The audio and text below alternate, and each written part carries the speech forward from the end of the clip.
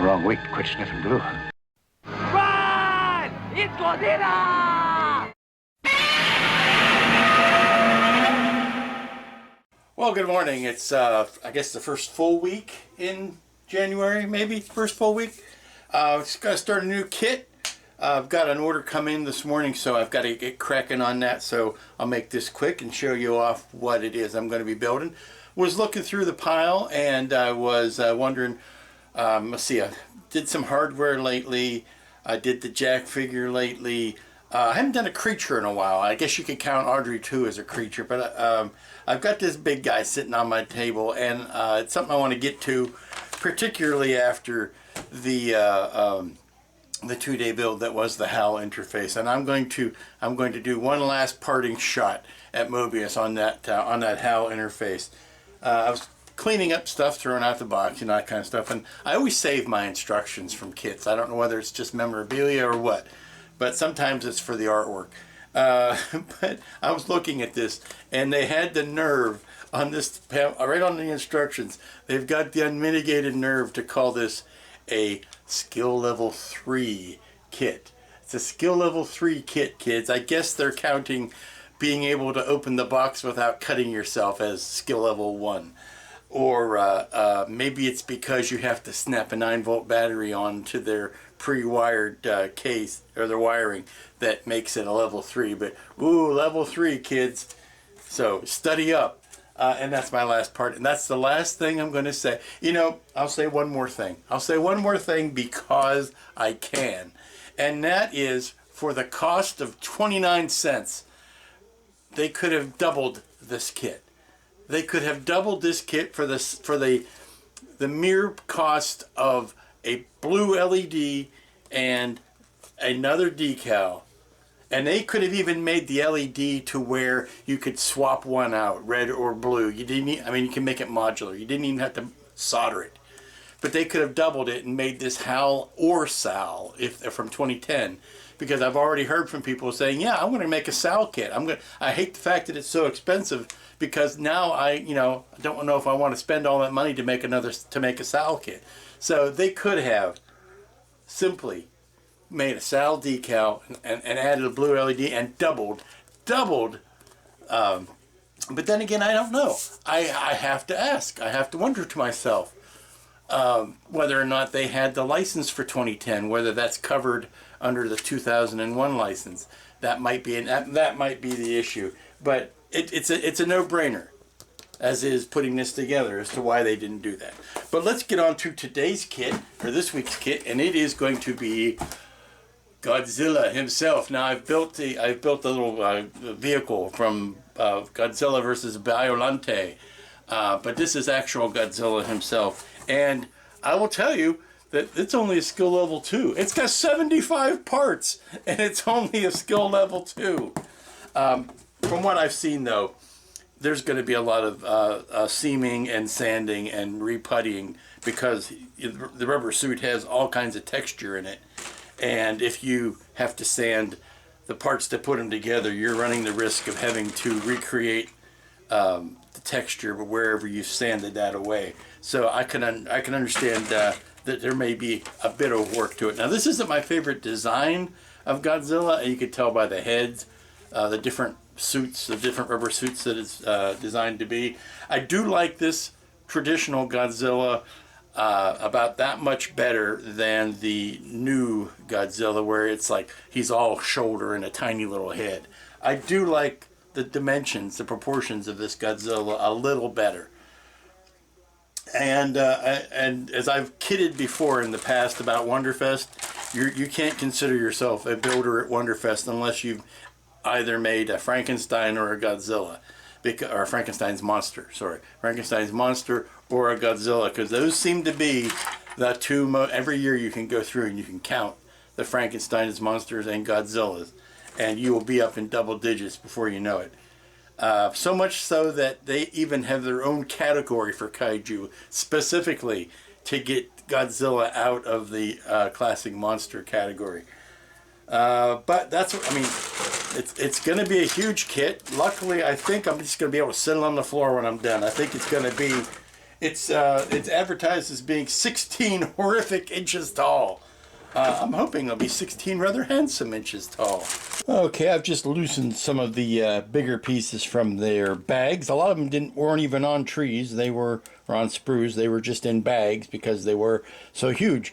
And I think a lot of this is going to be in the slotting in of the spines going down his spine, or the the big sticky uppy things going down the back of them. And it's really interesting that the kit includes the numbers for the particular parts right in the molding, which is interesting. So you don't need the instructions for that. But for all those out there, all those people who doubt that I can do serious military work, look, there's a tank. There's a tank as part of the kit.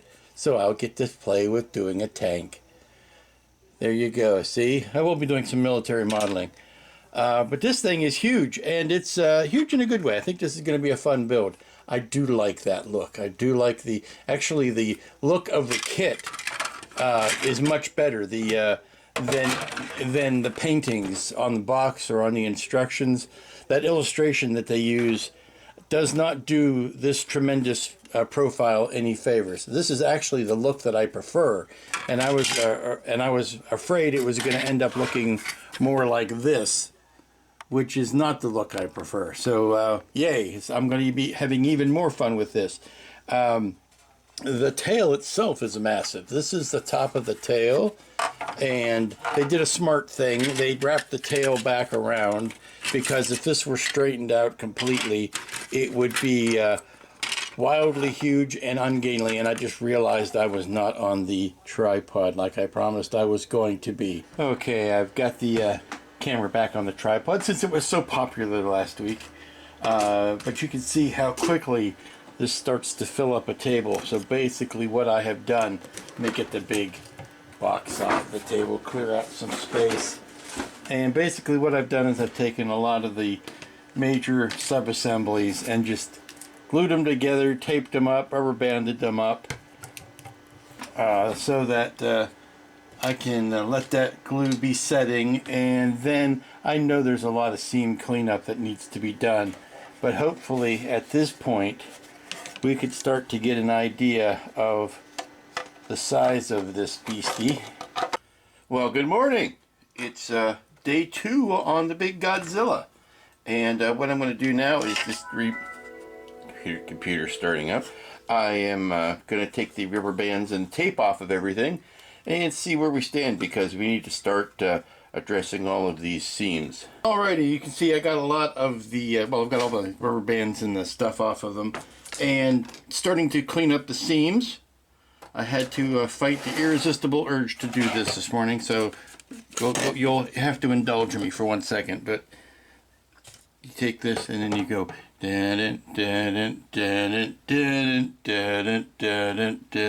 because it's just so doomsday machine-ish. But we're running into the issue here is, or not really issue denotes it's something to worry about. It's just something, it's the next step you got to do.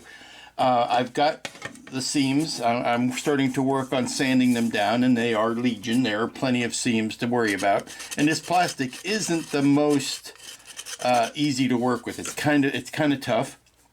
It's not real soft styrene, so it's kind of has its challenges to work with. But I probably want to get a primer coat on this, because nothing shows up seams more than primer coat. And sometimes when you're sanding, whether the plastic is white or green or purple, when you sand it, you get this lighter version of the plastic, obviously, because you're seeing the raw stuff that doesn't have the the glossy top coat to it. And it's not always easy to tell whether or not you have sanded the seam clean, because you're seeing the difference in color. So getting a good primer on that will show what still needs to be done on this. As I remarked yesterday, and I will do again today, these wrists are mighty delicate. I mean, come on. That's just a little bit. This needs to be thickened up substantially. So what I want to do is put some epoxy sculpt around there. I'm going to be using a lot of epoxy sculpt on this kit, so get used to that idea. And I'm going to be using a lot of Bondo on this kit to fill in seams. And the most obvious seams, I mean, some of them are really well done. Some of them are hidden. Like these, the hip seams here. I'm not going to worry too much about those because the natural folds in the skin kind of take care of that. But then you've got this really ugly seam here around the shoulder where it quite obviously is man in suit time, and you can see the shoulder of the suit rather than it being sloped out more. So you'll see some of that, and if it's something I can cover up just a seam with, then I will use Bondo. If it's something that needs to be resculpted, I will probably I'll start with Bondo and then I'll put the epoxy sculpt over top of that. Now there are two really flat, obvious seams that need to be taken care of. One of them is here on the tail, and you can see that's just a straight line right across. So that will have to be addressed and kind of feathered in. I'm going to pull out these scales that go here to see how much of that is going to be covered up by the big scales, to see how really how obvious that's going to be. But something like this, you can start with. Make sure I'm in camera. Turn it a little bit. There you go. Start with Bondo and then put the epoxy sculpt over top of it to continue this. I guess, surface detail of these scales. Let's see what else. Oh, there's another one, really obvious one here at the neck. And it's the same deal where it's very straight on. And I can start by feathering that in with Bondo and then putting the epoxy sculpt over top of it. Particularly on the sides, and that's going to work into those shoulders. So one last one that's kind of obvious is the ankles. Now you can see where that comes down, and it just makes that vertical or that horizontal break right there.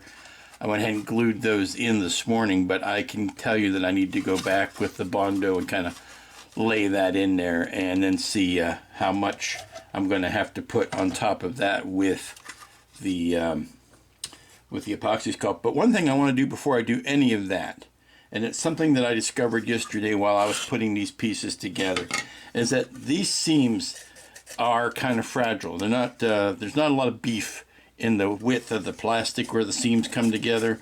So I'm going to take the 1 minute epoxy and I'm going to strengthen some of these seams, because if I get to sanding on this and I really get to filing it down, there's a chance that I could actually go through the plastic accidentally.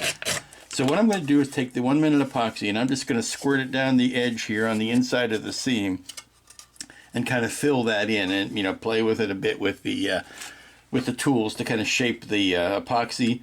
But what that's going to do is that's going to reinforce that joint from the inside, so that if I get too aggressive with my sanding, I don't necessarily have to worry about eating through all of the plastic.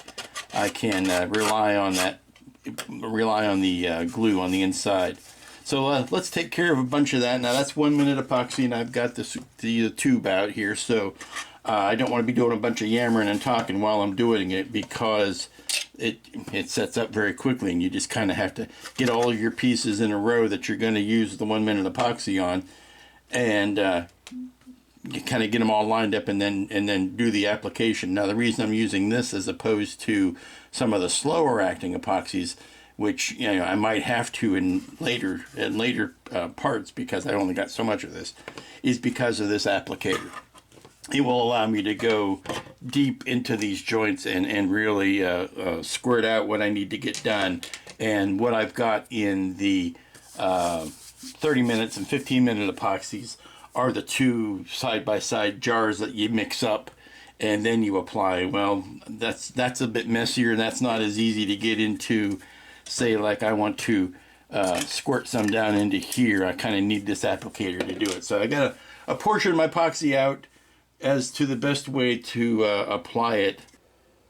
Okay, the epoxy has had a chance to set up. I may do another coat, because lest you think I was overstating how wimpy those joints are, I'll put it up next to a light source so that you can see that, yeah, outside of the pins, it's just not all that thick. So what you're seeing there is now covered with a clear coat of epoxy. So you know what I might do, just for my own sake of sanity, is I might mix up some JB Weld, which is the 2-part gray epoxy, and slap some of that on there and see if that can cover up those joints more effectively. Spin this around, trying to keep the camera still, even though it's on the tripod, it's still in my hand. But hopefully I have expressed or impressed upon you the relative thinness of those joints here. You can see the length of it going down the Planet Killer here. That the plastic is just not all that thick in a lot of places, and it does need some reinforcing help. Alrighty, I'm starting round one of the puttying. I'm trying to make the joints a little more or a little less drastic. I'm going to thicken up the wrist, and I've done the same on the ankles, trying to thicken those up, make them more gentle, not such a jarring little cut in there, make the seams less obvious. And I'm going to let all that cure, let the putty cure at least overnight, come back to it. And then things like here, like puttying in the upper palate here and puttying in the lower palate, and letting that cure. And then if needs be, I'll sand that up a little bit and come back with some epoxy sculpt and just put it on top of that. But rather than use up a bunch of the epoxy sculpt because of the two elements, that is the more pricey, I'm more content to fill it in with Bondo and let that dry, let that cure, and then come back at.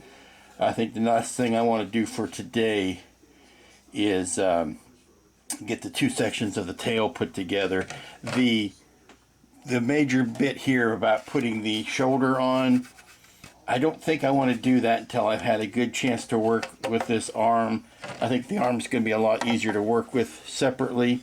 I want to get all that ready before I am committing to attaching it to the body, even though there is a good amount of shoulder work that will need to be done. Alright, because I want to push this thing along and don't want to lose another day, or lose a day, waiting for things to dry, what I've decided to do is, since I put the Bondo on the ankles and the wrists tonight, I think I went ahead and epoxied the legs on, because I know I'm going to need to fill in here with the epoxy sculpt that I'm going to be using tomorrow. And I kind of want to do all of my epoxy sculpting on the same day. Alright, welcome back. It is, it's Wednesday. Yeah, it's Wednesday already. Wow. Week is swimming by. And, I guess, try to pat this down into something presentable.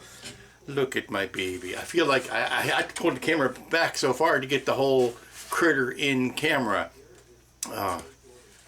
Hold him just like a little child. He's about the size of a, you know, nice sized cat.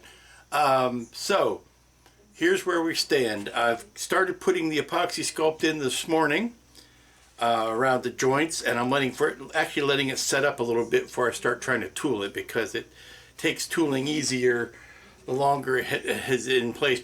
There's that sweet spot between the time you put it on and the time it really cures, because it wants to sometimes it can, if you start tooling it before when it's really soft, it doesn't work as well. So you let it set up a little bit, then you start tooling it.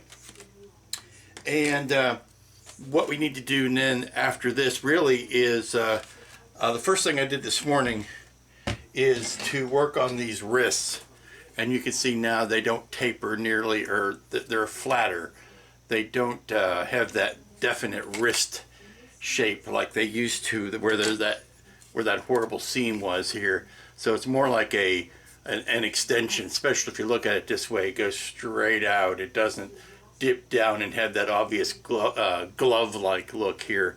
So now that these parts are done, this was the important thing, was to be able to get in and around that.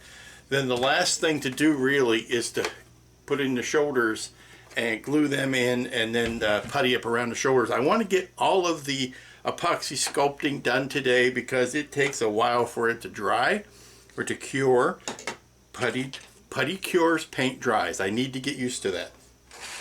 So I am going to put the arms in place, because I want all of this epoxy sculpt putty to be cured, so that tomorrow, or even later today, I can put a prime coat on this and start the final painting on it. You'll notice the bottom jaw is not in place yet, because I want to be able to paint the inside of the mouth and then place the jaw in, and then just putty up around that a little bit.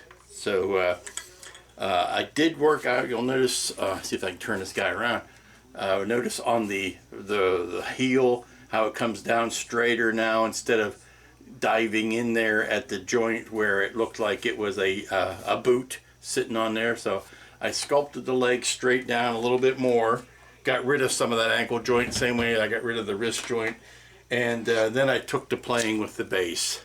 The base is going to allow me to use all that mud and other Vallejo effects that I used on the last few models. I'll be able to use it on here and pick out a little detail. This is where I think the fun of the painting is going to be, because the big boy himself is basically a greenish black with bluish black spots in it, and then highlights over top. It's not going to be that intricate of a paint job, so I'm going to have fun with the base, I think. Okay, the arms are glued in, and here you can see just how bad this seam is. That's going to take a goodly amount of epoxy sculpt to blend in, and the underarm areas are particularly heinous. They again look like the costume or the rubber suit and don't look like an actual creature. So I'm going to not try to, make this look hyper real, but I do want to take away some of the obvious things that if it's an obvious seam you can get rid of, you'd be a fool not to get rid of it. So gonna do a little bit of blending here, try to bring that shoulder up, and taper the underarm there a little bit. Okay, I hope you can tell, obviously, by what is white, the puttying that I've put around that shoulder. Now I got no beef with there being a crease under the arm. I just didn't want there to be that dead gap like you can see here. There's just a dead gap of any detail, and that's what that kind of looked like. So by putting some more folds under there and beefing up the shoulder, just bringing the shoulder up a little bit and making it more of a gentle slope rather than this drastic hump here. See how that kind of just goes in and dies like a costume would, and this, by sculpting it up into the chest or the neck area, the shoulder area, you get more of an honest joint there. Okay, there you go. You can see he's got some shoulder pads on now, a little bit more natural than those really severe shoulders. And I've also got the underarm areas re-sculpted. And now we're at a place where we just need to let all this stuff cure and come back to it a little later. I can start playing with stuff on the background or on the base. And I've kind of put these together. And maybe need to hit that with a coat of primer so I can really see what all the detail is before we start playing with painting any of it. Okay, here's something that I won't say it bugs me, because too many things bug me. But here's one thing that bugs me. This base, the kit, everything looks nice, but the way the kit or way the base is designed, it makes it look as if the little fella here has absolutely no weight, because he is basically floating on the base with just two pegs for his feet to key into, and only the slightest impression here of toes in this base. Godzilla's a big guy. Now you can rationalize this all you want and say, okay, well, this is the look of the guy in the suit trampling the miniature set, in which case your weight differentials are different, because he's not a several ton creature walking through a foam core base. But these should be, he should be sunk down. And it's almost as if you took the bottom piece off of the feet, if you took these bottom pieces off of the feet and put it down that way, that would be a lot closer into how much he should be sunk down in the mud I'm not going to do that because I've already got those glued together real nice, and I don't want to mess that up. If you're going to sit him down like that, he really should have been cut out. So I think maybe what I'll do is I'll trace off. I'll do that first. We'll try that first and see if we run into problems. What I can do is just take a Sharpie and draw around where his feet hit, and then cut those areas out of the base and just sink the old boy down in there and see if I can get a better result that way. Let's try that. Okay, probably the messiest solution I could come up with was to cut little feety holes in the bottom of the base. And yes, they're way oversized, but now the bottom of the feet stick through the base, and I can turn the whole thing upright and actually the toenails should be on the surface, so just that bottom piece is sticking down through, and then I can epoxy up and around each side of the foot. I still want to make him removable from the base. I don't always want to nail him down. And look what I said about the mess. Yeah, there's just little chips of green plastic everywhere. But if I can set him down in something like that and make the epoxy, or make the sculpt part of the base and not part of his feet, I can set him something like that and then sculpt up around it. Okay, there you go. Now he's sitting completely inside the base. There was a couple little toenail issues I had to deal with, but now he's in. So what I'm going to do is put a solid base on the bottom of this, a unifying piece of plastic. I don't think I'm going to sit on a piece of wood, although I can check to see whether that's worth trying to do. And then see, it's sitting the way it should. What I think I'd like to do then would be to fill this in with a bit of putty or something. And yeah, I got a boo-boo, sorry about that. But then sit him inside of that and kind of sit that and let that take the shape of everything underneath, and then I can come around and sculpt the mud and the stuff around his feet. Okay, I know this looks like one of those experiments where they go out in the field and try to find tracks of Bigfoot, but basically it's almost the same principle. I have taken some epoxy sculpt, I have rolled it up, I have jammed it into this base, and then basically pushed the old big fella down into it and made foot impressions, and I know exactly now where each toe is going to land, and this will help Godzilla sit into the base with some sense of weight, and he's not floating on top of the base like he was before. So there you go. I want to make sure that I don't stick, because I didn't put anything on his feet. I probably should have wrapped them in cellophane saran wrap or something before I stuck him down so he wouldn't get stuck. But luckily the epoxy sculpt is not that moist where it will continually stick.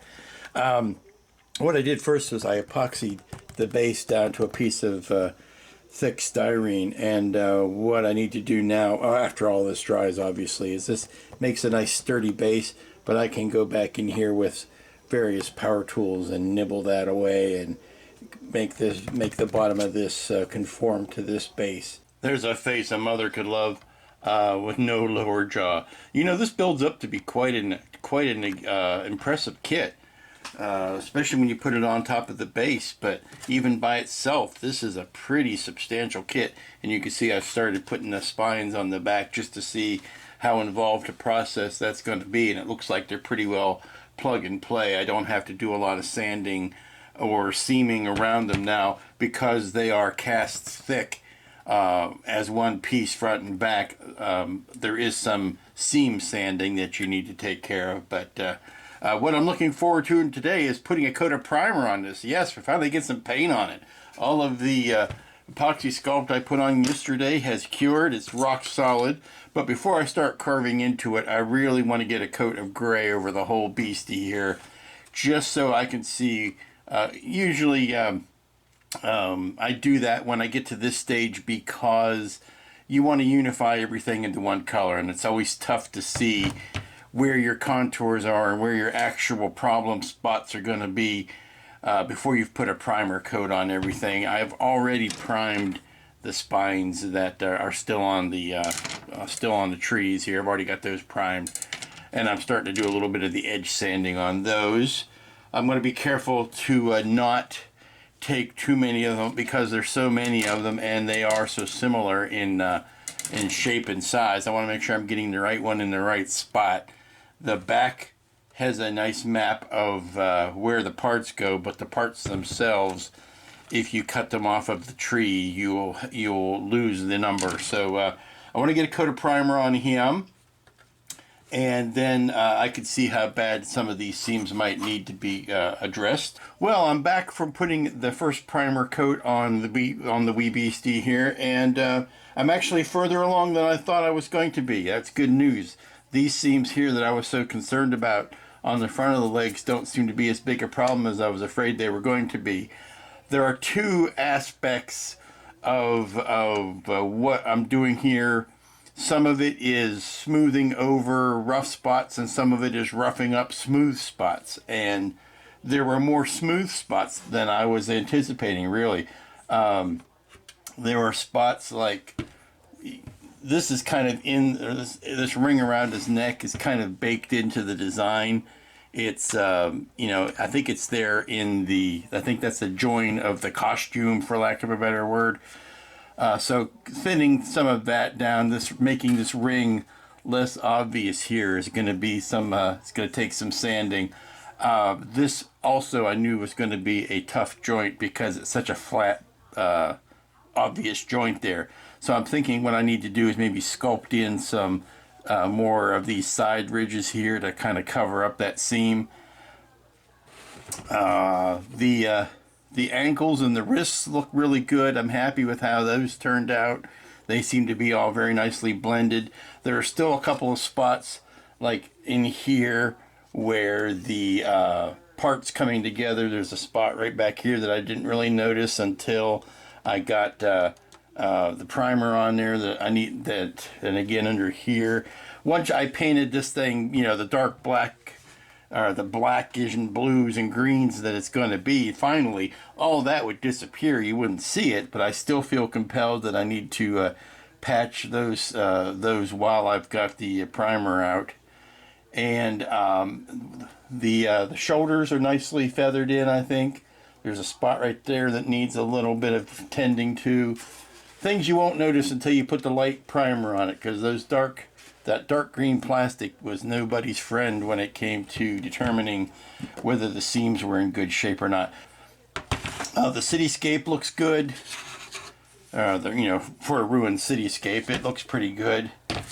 This is all it's coming together nicely. This is the difference it makes when you put a primer on. Now, once I paint the inside of the mouth on both parts, I'll be able to put the lower jaw in. It's just not something I felt comfortable with putting on right now because of not being able to get inside there to paint the mouth. But here you can see well, maybe you can't because I have to do this. But you can see the gaps around the feet. They're not as bad now as I thought they were when I did this originally, so now I'm rethinking the amount of work it's going to take to actually get those to fit. But yeah, and the tank is still green because I haven't primed it yet, but it stands out so nicely there. Okay, I just added a little bit of highlight there. This is one of those places where if you sand it down too much and you got a flat spot, you might want to build that back up. And it was a flat spot in the design, actually. It wasn't a question of the seam or the two parts coming together creating that, because that's not exactly where the two halves went together. But to add a little bit of definition there back in, of course it looks more obvious here since it's a different color than it will after it's been painted to match the rest of it. But just adding a little bit of the ridginess back in and puttying up some spots where I noted the the puttying I did yesterday didn't quite fill everything in. Because I noticed this while I was painting, how perfectly balanced this kid is. Just grabbing him by the tail. It scroll up, zoom up a little bit, but that is very well balanced. So now that this has happened, and you can see I've also added these guys here. Maybe you can't. There you go. I've added these two here to kind of bridge this big seam here. And what you're seeing, the epoxy sculpt has this marvelous popcorn smell. It smells like buttered popcorn to me. So when I am sanding with the Dremel, I can always tell when I'm getting down into the epoxy sculpt because that warm popcorn smell comes up. So now that I've kind of gotten into this area, what I want to do now is finish the rest of these spines. And it's just a question of snipping them off with a sprue, cleaning up the spine part, and popping them into place. And I think I'm going to do that with a little bit of, I might want to do that with a little bit of epoxy because I think it's thicker than just trying to put some CA in there or anything. So I'm going to mix up some 15-minute epoxy and away I go. Alrighty, I've just finished setting in the scales or the spines or the little tiny nuclear reactors, whatever you want to call them. The scales up his back are set, and this is kind of like the opposite of pulling teeth. It was a question of cleaning off the tooth, dipping it in the epoxy, pushing it down in the hole. So while it's not important that every single one of these be straight up and down, there is some, give and take on this. They shouldn't be, exactly at the same angle. It's okay if they waver a little bit. I don't want any of them to get, downright floppy or anything. So I'm just, guiding them here as the epoxy sets to make sure that they don't fall over too much. But that's the last bit of construction. So once these have set, I can put another coat of primer on top of this to kind of blend in their base joints and cover over the work that I've done sculpting away at the epoxy. And now it's time for me to go to lunch. Who's my handsome little devil? Who's my cutie little guy? Yes, I do confess he looks more like the ghost of Godzilla at this point. But this got the spines on him. He's finally got a backbone. And I hit him with a coat of primer. Everything looks wonderful. I especially like how I've been able to trim down that neck ridge. And there was one other thing that I wanted to show you, and that is some of the stuff that I've added on. Let me see, there was the neck ridge, there was, this thing, this joint back here, it's very clean now.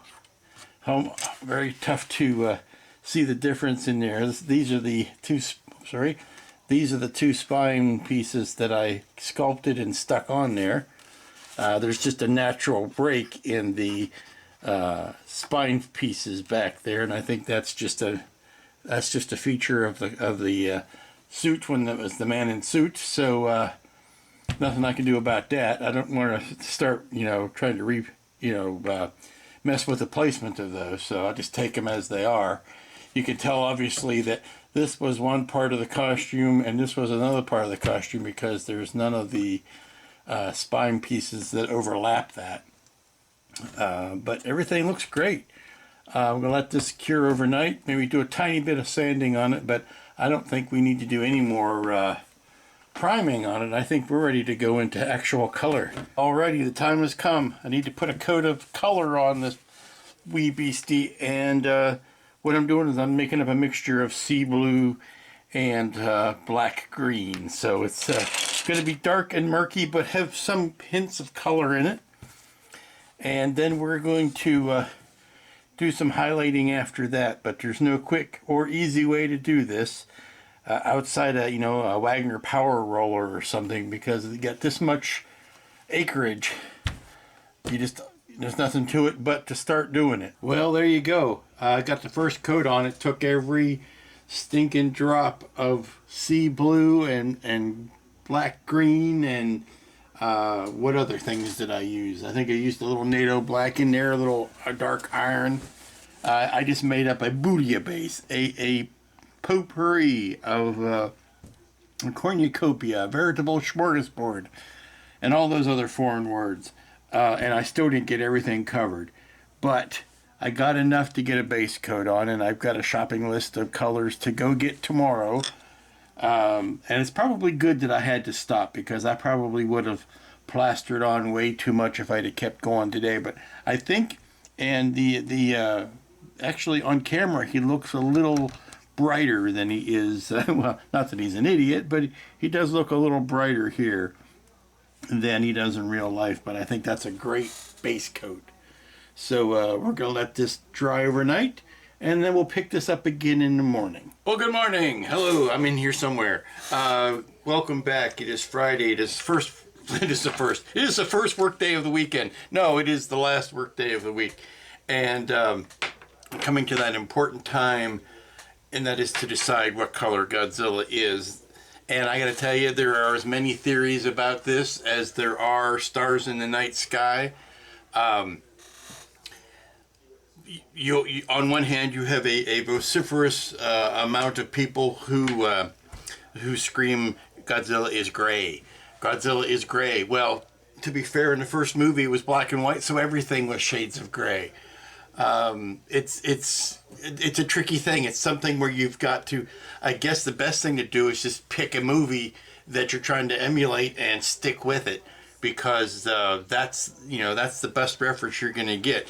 I'm choosing to go with Godzilla versus Biollante, my old favorite, because A, I already have the Super X2 that kind of goes with this, and B, it's in color. It's not a black and white film, and you get a pretty fair representation of what color Godzilla is. Now, and it's also close to this design. I believe this design is more classic than it goes back into the 50s and 60s, not necessarily the 70s Biollante version, but it does share a lot of the same style cues. It's got the big floppy fins on the back.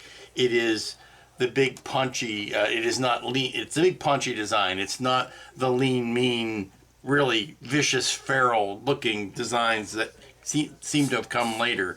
Now, the Godzilla versus Biollante version does have a meaner face, especially when it comes to having more teeth.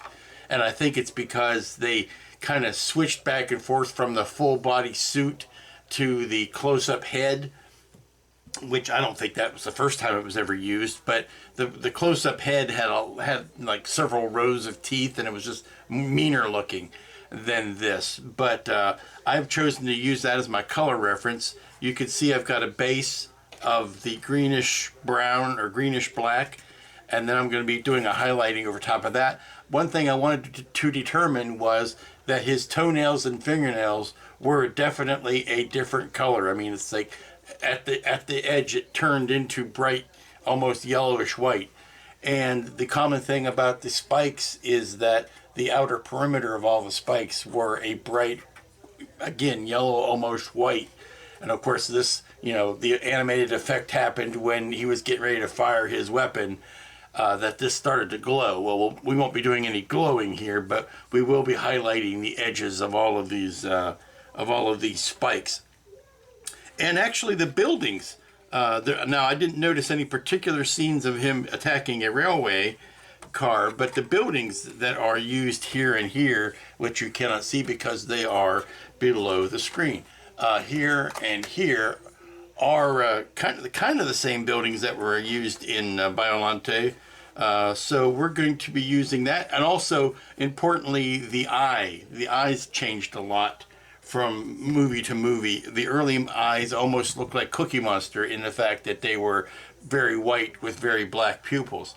And in this version, or in the Biollante version, there were still some whites to the eye, but it was more of a yellow pupil or a yellow iris with a black pupil.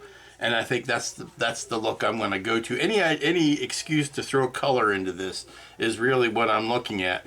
I checked out a version that was done online. I think it's on the Monsters in Motion site, where they painted it with a fire effect going on, like the ground underneath it was lava, or where it was split open was lava, and things were on fire, and there was like yellow cast coming up from underneath. I didn't think that was that great of an idea. I think that's kind of gimmicky. Plus, if you remove it from the background, if you want to display them without the base, you're kind of lost. And I want to make this able to be removed from the base when I want to. So that paint scheme kind of really ties you into using that base. I need to run out and get some colors because I used up a bunch of them yesterday on this, so I do need to replenish.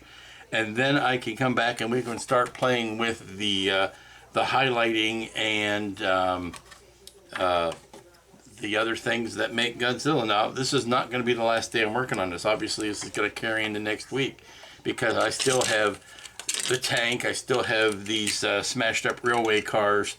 I still have the whole base to paint. So it's going to take a while, and I don't want to try to rush it through just to try to get it finished today. That makes no sense. Okay, I'm back. It took a while. I had to do some other things at the same time, but I am back from the RC shop where I get my Tamiyas, and I've made up another little booyah base of paint here that is grayer than this greenish blue that you see here, but it is still, it's a mess. It's a muddy mixture of a bunch of different colors that I couldn't tell you if I had to.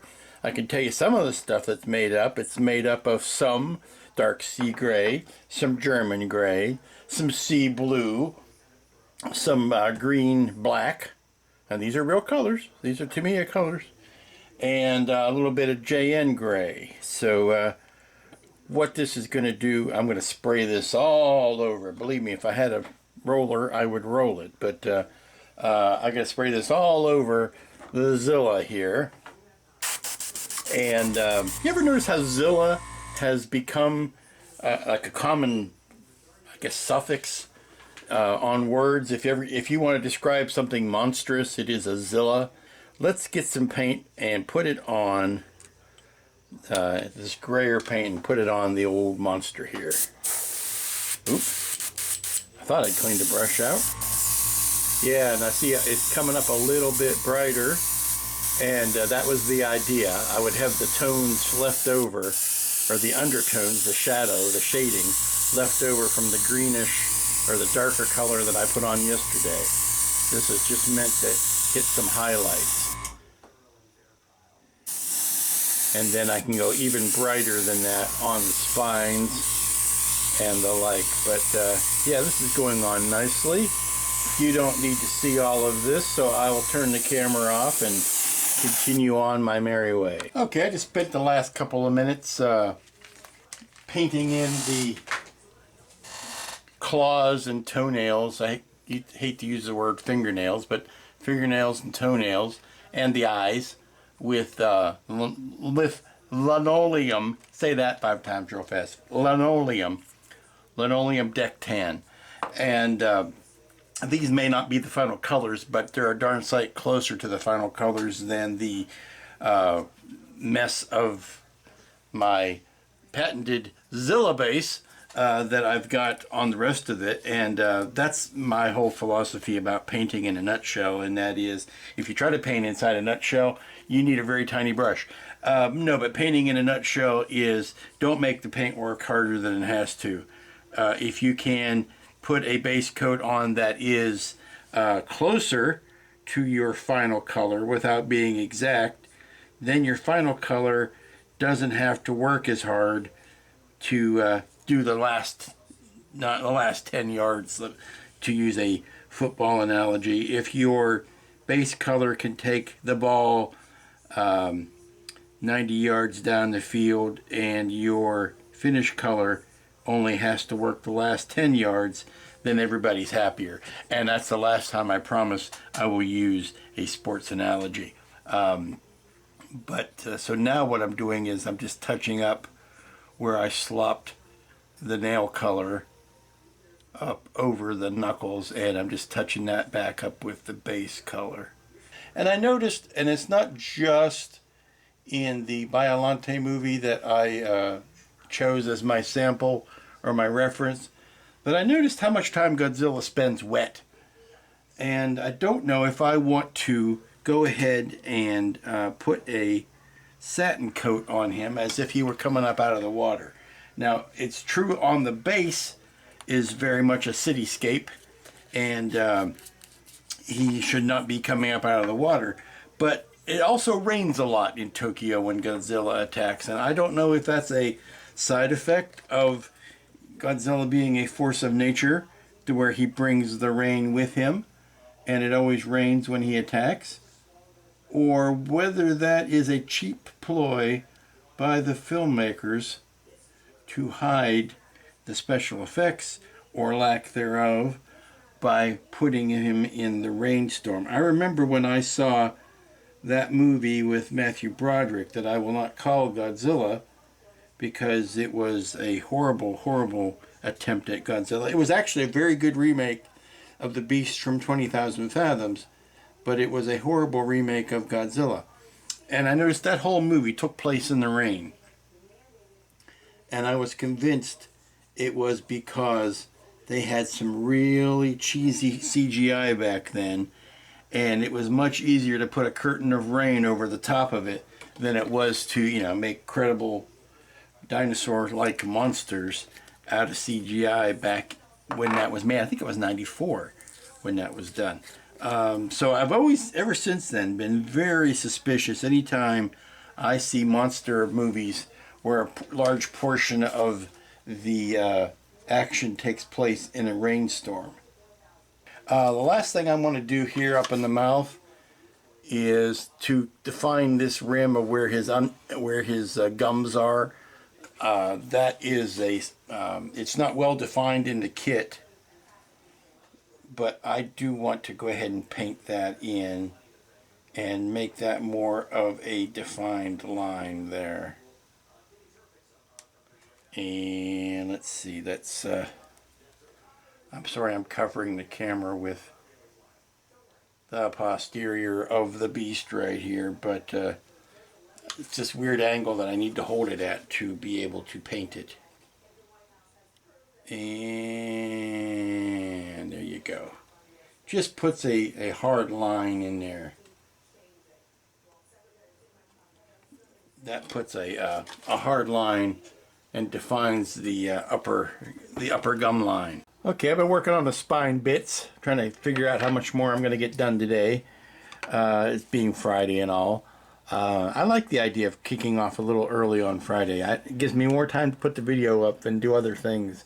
But I tried to take some of that light color, the same color it's on the nails, and do the halo effect around the edge of each of these spine pieces. And boy howdy, this would have been a lot easier to do before I had glued them all down. I don't know if people were out there were watching me glue these things down and laughing at me knowing what was to come or not, but these would have been a lot easier to paint. What it is now is I'm running, of course, when you spray on one, you're overspraying on the next and all of that.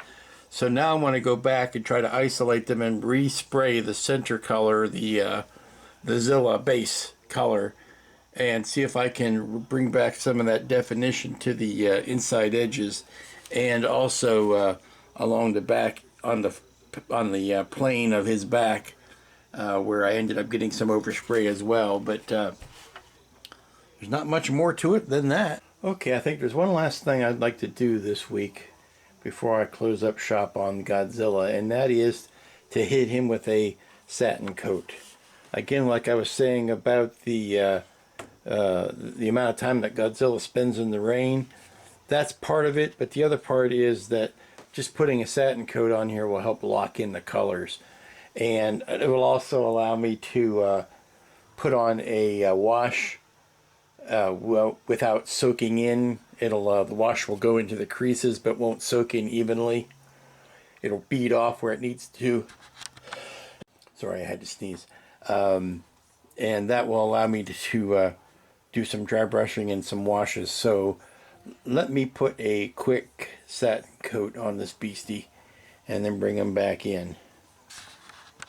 Okay, so I'm back from putting the satin coat on Godzilla here, and I've stood him on the base just to get a good peep at him, and I don't like it. I gotta tell you, well, it's gonna help me when it comes to putting the washes and the dry brushing on, but it is not how I'm gonna leave it. I'm gonna put a flat coat over him to finish because it just makes it look like a toy, and these areas here that didn't get as much of the gloss or the satin finish, I like better. These areas over here that I got a little bit more of the satin finish on that are a little bit glossy, I like less. So that tells me that this is the way I want to go. And you can see I just start throwing in some color on the bottom just so I can get some ideas of what I'm going to do with that. Threw in some texture finishes, some grunge and oil stains and stuff like that. I think I'm going to take some of those lichens and maybe put a tree in there or something just to break it up, because when you've got this big massive character, you can afford to put a little bit of color in the bottom there. But yeah, that satin coat really brought out the blues and greens that are in here and not so much the grays, so that's going to help. And I wanted to lock these in. Like I said, putting the satin coat locks the colors in, and then I can add on top of that, because I could sit here all day and try to add more highlights on these scales, and it would just soak in and just suck right into the plastic. But now that I've got the satin coat on, I can go spray a highlight on that, and it will stay a highlight because it's sitting on the satin coat and not soaking into the plastic. So it's going to allow me to do more finessing with the finish, which will come up in next week's work.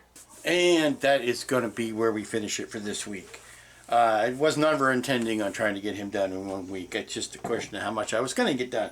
Got the building done. Now I did put myself back a little bit of delay when I started doing all of that adapting with the base, sinking his feet into the base. But I really think just that little bit of difference makes all the difference, because now he sits in the base with weight. He's not floating on top of the base, which I understand is kind of the cheesiness of the man in the suit walking on a sound stage. It didn't always express the weight that an actual monster would in an actual crushed city, but it was just something I thought would be easy enough to adapt, and it turned out to be. It just took a little time. But my precious, oh, he's my precious. This is a pretty good kit, and I'll tell you, it is value for money. After that, the fiasco that is the HAL faceplate, I will tell you, this kit, if you can find it at, I think Steve's got it on his site, or if you can find it in a local hobby shop. My local hobby shop has a copy of this kit. It is value for money. It is a pretty good deal, and like I said, it's a definitive Godzilla. It is not the latest movie Godzilla King of the Monsters, and the last couple of legendary film Godzillas. Completely different design. That one is like all shoulder and just a little tiny head on the top. But this is probably a good representation of the iconic Godzilla, as you're going to find in a commercial plastic release. There are plenty of resin kits. Lord knows I see them every year at Wonderfest. But as far as a plastic molded injected kit, styrene, that you can pick up in the store, this is probably the best Godzilla kit you're ever going to find. So take that to the bank if you'd like. But we're going to finish this up next week. It's just a question of how long it's going to take. So until then, be good to each other. Don't trample any cities, and we'll be seeing you here next time, unless, we get trampled by large monsters.